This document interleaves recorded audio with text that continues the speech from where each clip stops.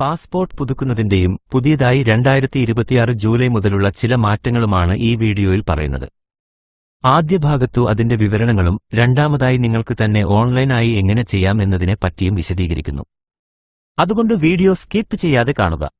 Passport renewal ആണെങ്കിലും പുതിയ പാസ്പോർട്ടിന് അപേക്ഷിക്കുന്നവർക്കും സെയിം പ്രോസസ്സ് തന്നെയാണ്. ചേഞ്ച് ഉള്ളത് പുതിയത് അപേക്ഷിക്കുന്നവർക്കു ഓൾഡ് പാസ്പോർട്ട് വിവരങ്ങളുടെ സെക്ഷൻ ഇല്ല എന്നത് മാത്രം. രാജ്യത്ത് പാസ്പോർട്ട് അപേക്ഷാ ഫീസ് 2026 ജൂലൈ മുതൽ കൂട്ടിയിരിക്കുകയാണ്. 1980-ലെ പാസ്പോർട്ട് നിയമ ഭേദഗതി മുൻനിർത്തിയാണ് കേന്ദ്ര വിദേശകാര്യ മന്ത്രാലയം പുതിയ നിരക്കുകൾ പ്രഖ്യാപിച്ചത്. പരിഷ്കരിച്ച പുതിയ നിരക്കുകൾ 2026 ജൂലൈ 1 മുതൽ പ്രാബല്യത്തിൽ വന്നു. സാധാരണക്കാർ ഏറെ ആശ്രയിക്കുന്ന 36 പേജുള്ള ഓർഡിനറി പാസ്പോർട്ടിനും അടിയന്തര ആവശ്യങ്ങൾക്കുള്ള തത്കാൽ സേവനങ്ങൾക്കും നിരക്ക് വർധനവ് ബാധകമാണ്. മുതിർന്നവർക്കുള്ള പാസ്പോർട്ട് നിരക്കുകൾ 36 പേജുള്ള പാസ്പോർട്ടിന് ഇനി മുതൽ 2500 രൂപയും പഴയ നിരക്ക് 1500, തത്കാൽ എടുക്കുന്നതിന് 5000 രൂപയും പഴയ നിരക്ക് 3500 ആണ്. 60 പേജുള്ള പാസ്പോർട്ടിന് ഇനി മുതൽ 3500 രൂപയും പഴയ നിരക്ക് 2000, തത്കാൽ എടുക്കുന്നതിന് 6000 രൂപയും പഴയ നിരക്ക് 4000 എന്ന രീതിയിലാണ് നിരക്കുകൾ കൂട്ടിയിരിക്കുന്നത്. 18 വയസ്സിന് താഴെയുള്ള കുട്ടികൾക്ക് 36 പേജുള്ള പുതിയ പാസ്പോർട്ടിന് ഇനി മുതൽ 1750 രൂപയാകും. പഴയ നിരക്ക് 1000 ആയിരുന്നു. തത്കാലിന് ഇത് 4250 രൂപയായി ഉയരും.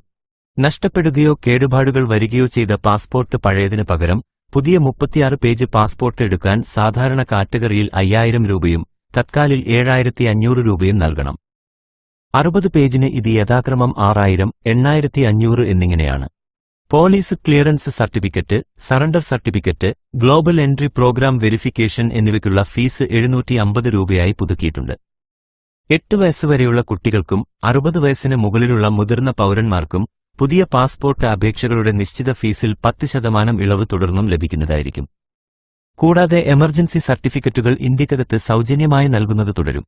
വർഷങ്ങൾക്ക് ശേഷമാണ് രാജ്യാന്തര യാത്രാരേഖയായ പാസ്പോർട്ടിന്റെ അപേക്ഷാ നിരക്കുകൾ പരിഷ്കരിക്കുന്നത്.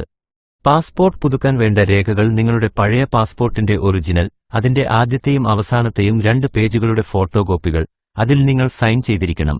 ECR, നോൺ ECR പേജുകൾ ഉൾപ്പെടെയുള്ളവയും ഓൺലൈൻ അപേക്ഷാ ഫോമിന്റെ കോപ്പിയുമാണ്.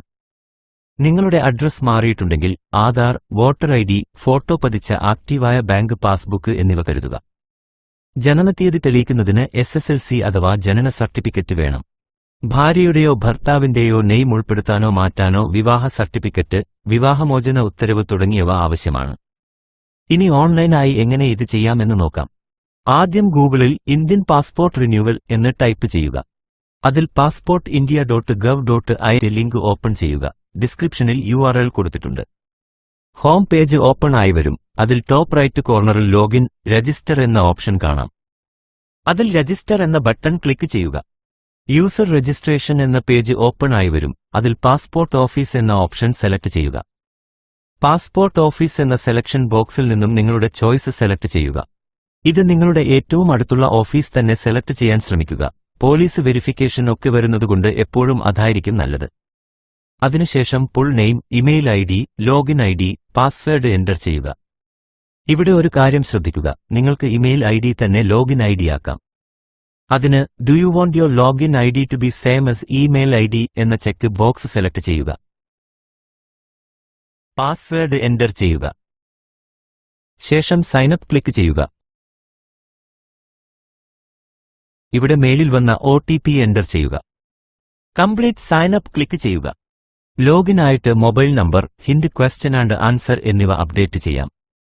ലോഗിൻ പേജിൽ വന്ന് ലോഗിൻ ID, പാസ്വേഡ് എന്നിവ എൻ്റർ ചെയ്ത് ലോഗിൻ ചെയ്യുക.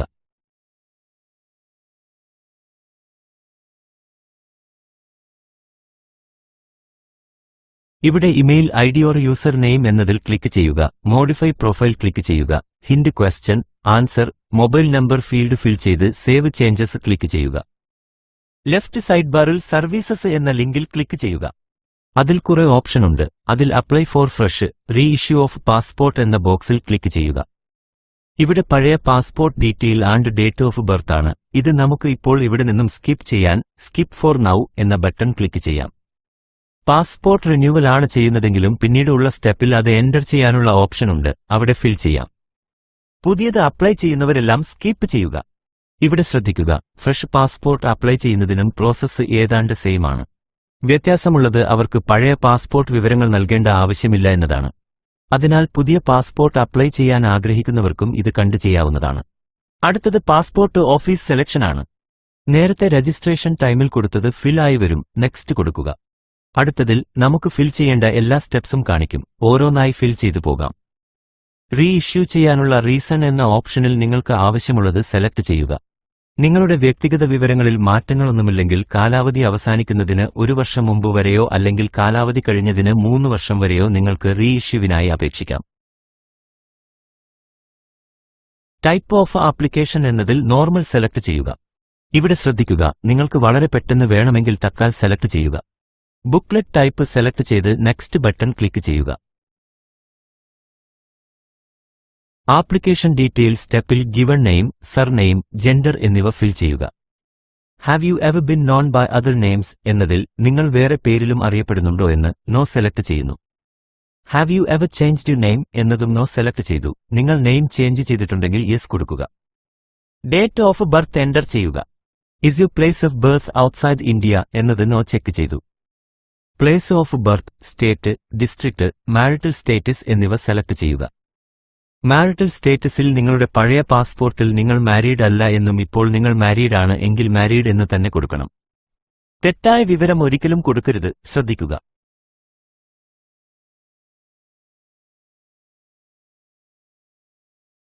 സിറ്റിസൺഷിപ്പ് ഓഫ് ഇന്ത്യ ബൈ എന്നത് ബർത്ത് സെലക്ട് ചെയ്തു. പാൻ, വോട്ടേഴ്സ് ID എൻ്റർ ചെയ്യുക. എംപ്ലോയ്മെന്റ് ടൈപ്പ് സെലക്ട് ചെയ്യുക. Is either of your parent spouse A government servant, നിങ്ങളുടെ മാതാപിതാക്കളോ പങ്കാളിയോ സർക്കാർ ജീവനക്കാരനാണോ എന്നത് നിങ്ങൾക്ക് അപ്ലിക്കബിൾ ആയത് സെലക്ട് ചെയ്യുക. അടുത്തത് എഡ്യൂക്കേഷണൽ ക്വാളിഫിക്കേഷൻ സെലക്ട് ചെയ്യുക. ഇവിടെ ശ്രദ്ധിക്കുക, ഇത് നിങ്ങൾ സെലക്ട് ചെയ്യുന്നതിന് അനുസരിച്ചാണ് താഴത്തെ ഓപ്ഷൻ ചെക്ക് ആകുന്നത്. ഞാൻ ഇവിടെ ഗ്രാജുവേറ്റ് ആൻഡ് അബവ് സെലക്ട് ചെയ്തു. അപ്പോൾ അത് യെസ് എന്നത് സെലക്ട് ആയി. നോൺ ECR എന്നത് എമിഗ്രേഷൻ റിക്വയർഡ് അല്ല എന്നാണ്. ECR എന്നത് എമിഗ്രേഷൻ റിക്വയർഡ് എന്നാണ്. നിങ്ങൾ 10ാം ക്ലാസ്സോ അതിന് മുകളിലോ വിദ്യാഭ്യാസ യോഗ്യത ഇല്ലാത്തവരാണെങ്കിൽ അങ്ങനെയുള്ളവർക്ക് എമിഗ്രേഷൻ പരിശോധന ആവശ്യമാണ്. ചുരുക്കത്തിൽ നിങ്ങൾക്ക് ഒരു ECR പാസ്പോർട്ട് ഉണ്ടെങ്കിൽ തൊഴിൽ ആവശ്യങ്ങൾക്കായി ചില രാജ്യങ്ങളിലേക്ക്, പ്രധാനമായും ഗൾഫ് കൺട്രീസ്, യാത്ര ചെയ്യുകയാണെങ്കിൽ ഇന്ത്യ വിടുന്നതിന് മുമ്പ് നിങ്ങൾ പ്രൊട്ടക്ടർ ഓഫ് എമിഗ്രൻസിൽ നിന്ന് എമിഗ്രേഷൻ ക്ലിയറൻസ് നേടണം. അടിസ്ഥാന തൊഴിലിനു വേണ്ടി പോകുന്നവർ പറ്റിക്കപ്പെടുന്നത് തടയാൻ വേണ്ടിയാണ് ഇത് നിർബന്ധമാക്കിയിരിക്കുന്നത്. അടുത്തത് നിങ്ങളുടെ ഐഡന്റിഫിക്കേഷൻ മാർക്കാണ്. അത് എൻ്റർ ചെയ്യുക. ആധാർ നമ്പർ എൻ്റർ ചെയ്യുക. അത് വാലിഡേറ്റ് ചെയ്യുക. അടുത്തത് ഡെക്ലറേഷൻ ആണ്. അത് യെസ് സെലക്ട് ചെയ്ത് നെക്സ്റ്റ് കൊടുക്കുക. അടുത്തത് ഫാമിലി ഡീറ്റെയിൽസ് ആണ്. ഫാദർ, മദർ, സ്പൗസ് ഉണ്ടെങ്കിൽ അത് എൻ്റർ ചെയ്യുക. നെക്സ്റ്റ് കൊടുക്കുക. അടുത്തത് അഡ്രസ് ഡീറ്റെയിൽ ആണ്. Is your present address out of India എന്നതിന് നോ കൊടുത്തു. House, city, state, district, police station, pincode, mobile number, email ID എന്നിവ എൻ്റർ ചെയ്യുക. പെർമനന്റ് അഡ്രസ് അവൈലബിൾ എന്നതിന് യെസ് എന്നും is your permanent address same as present address എന്നതിന് yes എന്നും കൊടുക്കുക. Next അടിച്ച് നോട്ടിഫിക്കേഷൻ ബോക്സ് ഓക്കെ കൊടുത്തു. അടുത്തത് എമർജൻസി കോൺടാക്ട് ആണ്. നെയിം, മൊബൈൽ എന്നിവ എൻ്റർ ചെയ്യുക. അടുത്തത് വളരെ ഇമ്പോർട്ടന്റ് ആയ പ്രീവിയസ് പാസ്പോർട്ട് ഡീറ്റെയിൽ ആണ്. തെറ്റുകൂടാതെ നിങ്ങളുടെ പഴയ പാസ്പോർട്ട് വിവരങ്ങൾ എൻ്റർ ചെയ്യുക. ഡിപ്ലോമാറ്റിക് പാസ്പോർട്ട് എന്നത് നോട്ട് അവൈലബിൾ സെലക്ട് ചെയ്യുന്നു. അപ്ലൈ ചെയ്ത പാസ്പോർട്ട് ഇഷ്യൂ ചെയ്തിട്ടില്ല എന്നത് നോ സെലക്ട് ചെയ്ത് ക്ലിക്ക് നെക്സ്റ്റ് കൊടുക്കുക. അടുത്തത് അതർ ഡീറ്റെയിൽസ് ആണ്. ഇവിടെ മിക്കവാറുമുള്ളത് നോ ആണ്. നിങ്ങൾ വായിച്ചു നോക്കി സെലക്ട് ചെയ്യുക. ഒന്നാമത്തെ സെക്ഷനിൽ ഉള്ളത് നിങ്ങൾ കോടതി നടപടികൾ എന്തെങ്കിലും നേരിടുന്നുണ്ടോ എന്നാണ്. എല്ലാം നോ സെലക്ട് ചെയ്യുന്നു. രണ്ടാമത്തേതും സെയിം ആണ്, നോ. മൂന്നാമത്തേത് നിങ്ങൾക്ക് പാസ്പോർട്ട് നിരസിക്കുകയോ പിടിച്ചെടുക്കുകയോ ചെയ്തിട്ടുണ്ടോ എന്നാണ്. അതും നോ. നാലാമത്തേത് നിങ്ങൾ വിദേശ പൗരത്വത്തിനു അപേക്ഷിക്കുകയോ വേറെ ഏതേലും രാജ്യത്തിന്റെ പാസ്പോർട്ട് കയ്യിലുണ്ടോ എന്നുള്ളതാണ്. അതും നോ സെലക്ട് ചെയ്യുന്നു. അവസാനത്തേത് നിങ്ങളെ മറ്റു രാജ്യത്തിൽ നിന്നും ഡീപോർട്ട് ചെയ്തിട്ടുണ്ടോ എന്നുള്ളതൊക്കെയാണ്. അതും നോ സെലക്ട് ചെയ്ത് നെക്സ്റ്റ് കൊടുക്കുന്നു. അടുത്തതിൽ നിങ്ങളുടെ പാസ്പോർട്ട് പ്രിവ്യൂ കാണിക്കും. എല്ലാ ഡീറ്റെയിൽസും ഇവിടെ ഉണ്ട്. അതെല്ലാം കറക്റ്റ് ആണോ എന്നത് ചെക്ക് ചെയ്യുക. താഴെ ഐ അഗ്രി ചെക്ക് ചെയ്ത് നെക്സ്റ്റ് കൊടുക്കുക. അടുത്തത് ഡീറ്റെയിൽ വെരിഫിക്കേഷൻ ആണ്. Proof of birth, proof of address, proof of ECNR എന്നിവ സെലക്ട് ചെയ്യുക. DG ലോക്കർ ആക്സസ് ഉപയോഗിച്ച് വെരിഫൈ ചെയ്യാം. ശേഷം place, date, I agree select ചെയ്ത് സബ്മിറ്റ് കൊടുക്കുക. അതിനുശേഷം pay and schedule appointment button click ചെയ്യുക. അപ്പോയിന്റ്മെന്റ് ബുക്കിംഗിനായി ഇഷ്ടപ്പെട്ട പാസ്പോർട്ട് സേവാ കേന്ദ്രം തിരഞ്ഞെടുക്കുക. തിരഞ്ഞെടുത്ത PSക്ക് ലഭ്യമായ അടുത്ത അപ്പോയിന്റ്മെന്റ് തീയതി സിസ്റ്റം പ്രദർശിപ്പിക്കും. വിശദാംശങ്ങൾ പരിശോധിച്ചതിനു ശേഷം പേയ്മെന്റ് ഗേറ്റ്വേയിലേക്ക് റീഡയറക്ട് ചെയ്യുന്നതിന് പേ ആൻഡ് ബുക്ക് അപ്പോയിന്റ്മെന്റ് ബട്ടണിൽ ക്ലിക്ക് ചെയ്യുക. പേയ്മെന്റ് പ്രക്രിയ പൂർത്തിയാക്കുക. വിജയകരമായ പേയ്മെന്റിന് ശേഷം പാസ്പോർട്ട് സേവ ഓൺലൈൻ പോർട്ടലിലേക്ക് റീഡയറക്ട് ചെയ്യുന്നു. അപ്പോയിന്റ്മെന്റ് വിശദാംശങ്ങൾക്കൊപ്പം അപ്പോയിന്റ്മെന്റ് കൺഫർമേഷൻ സ്ക്രീൻ കാണിക്കും. ഇവിടെ ശ്രദ്ധിക്കുക, നിങ്ങൾക്ക് പറ്റുന്ന തീയതി ആൻഡ് സമയം സെലക്ട് ചെയ്യാൻ ശ്രമിക്കുക. ഒരുപാട് പ്രാവശ്യം ചേഞ്ച് ചെയ്യാൻ പറ്റില്ല. സബ്മിറ്റ് ചെയ്ത ആപ്ലിക്കേഷൻ മൈ ആപ്ലിക്കേഷൻ എന്ന ഓപ്ഷനിൽ ക്ലിക്ക് ചെയ്താൽ കാണാം.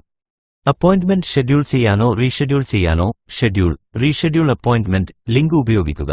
പേയ്മെന്റ് ഇതിനകം നടത്തിയിട്ടുണ്ടെങ്കിൽ അല്ലെങ്കിൽ ഒരു അപ്പോയിന്റ്മെന്റ് ഇതിനകം ഷെഡ്യൂൾ ചെയ്തിട്ടുണ്ടെങ്കിൽ. ഓൺലൈൻ പേയ്മെന്റ് ഓപ്ഷൻ തിരഞ്ഞെടുക്കുക. Appointment quota, normal or Tatkal തിരഞ്ഞെടുക്കുക. തത്കാൽ അപേക്ഷയുള്ള അപേക്ഷകർക്ക് മാത്രമേ തത്കാൽ ഓപ്ഷൻ ലഭ്യമാകൂ. നിങ്ങൾ പാസ്പോർട്ട് സേവാ കേന്ദ്രത്തിൽ പോകുമ്പോൾ എല്ലാ ഒറിജിനൽ ഡോക്യുമെന്റുകളും SSLC, +2, provisional degree certificate, birth certificate തുടങ്ങിയവ, ഒപ്പം 2 സെറ്റ് ഫോട്ടോകോപ്പികളും കരുതുക. പ്രധാനമായും 3 ബൂത്തുകളാണ് ഉള്ളത്. ആദ്യത്തേതിൽ ഡോക്യുമെന്റ് വെരിഫിക്കേഷൻ, രണ്ടാമത്തേതിൽ ബയോമെട്രിക് എടുക്കും, ഒപ്പം നിങ്ങളുടെ ഫോട്ടോയും. മൂന്നാമത്തേതിൽ നിങ്ങളുടെ ഓൾഡ് പാസ്പോർട്ട് അവിടെ കൊടുക്കണം. അതിൽ അവർ പഞ്ച് ചെയ്തു തരും. കൂടാതെ അതിൽ ക്യാൻസൽ സീൽ ചെയ്തു തരും.